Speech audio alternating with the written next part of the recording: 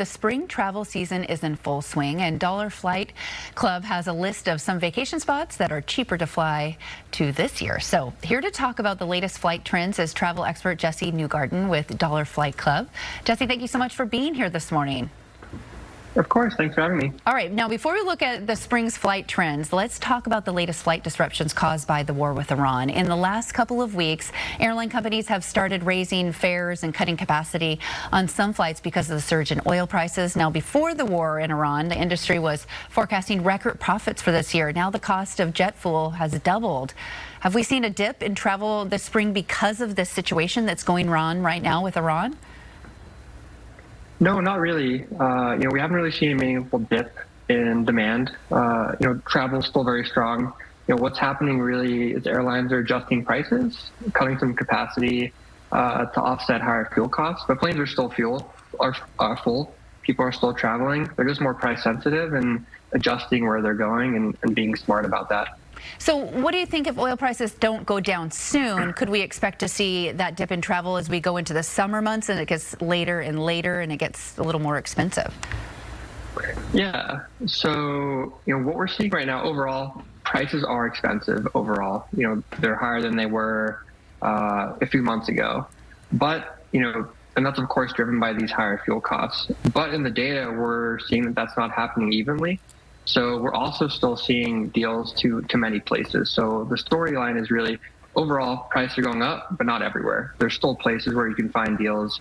And what we've seen in our most recent spring travel report, some places are still 30, 25% cheaper than they were a year ago, which is really exciting for us. Yeah, for sure. Well, some of those destinations that are cheaper in comparison to last spring, the list is including Cancun, Barcelona, and even some spots in Italy. What's making those flights and those destinations cheaper for us? Yeah, so really what it comes down to is competition. So, on many of those routes, particularly Seattle, going south to warmer weather, you're going to see a lot of competition for airlines trying to get travelers in those seats, and that's going to keep prices down. When you're thinking about what types of flights are going to be more expensive, so long-haul flights, that's going to be more impacted by fuel costs because that's just a much bigger part of the cost for airlines on such a long flight. But shorter hops down to California, which we're seeing really good deals from Seattle right now, same as Hawaii and Mexico, we're seeing really good deals in those not too long of flights. Okay, well, how about the destinations that are more expensive, like Thailand, Greece, Spain, those areas? Some countries listed on both the cheaper and more expensive destinations, one example being Spain. Why are some locations with the country cheaper to fly to there, those locations? Yeah, that's a good question. Well, mainly because airfare is priced by the route, not by the country, right? So a major city might have a lot of airline competition driving prices down, while another one might have fewer flights, and that will just keep them more expensive.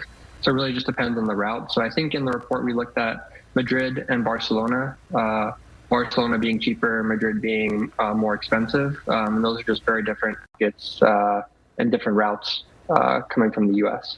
Okay, so it's kind of the price game that we always play anyways. You get online, you look around, you think what's going on, you change your dates, you get better, airline prices here and there. What is your biggest takeaway or what is your biggest tip to people like us out there just wanting to kind of just feel like we get a deal, even if it's just $25, $50 off? Right, so the rules haven't changed too much.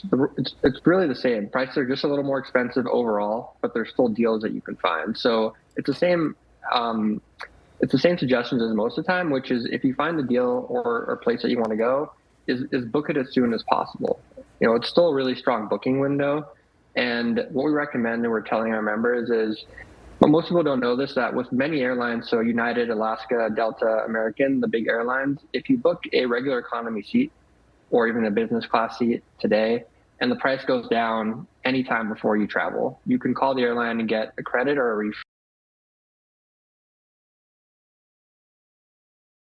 Book the flights now in case it does continue to, the conflict in Iran continues to increase oil prices and, airfare does continue to go up overall and deals are less, are not around as much. And then you can always go back and reprice those if the prices do go down later, which we're hoping it does. Yeah, I'm hoping it does too, for sure. Those are great reminders. I forgot about watching those prices. It's just another thing you got to add on the to-do list too when you're doing that. You kind of want to be done with it, but I think if you're going to get a better price, it's good to track.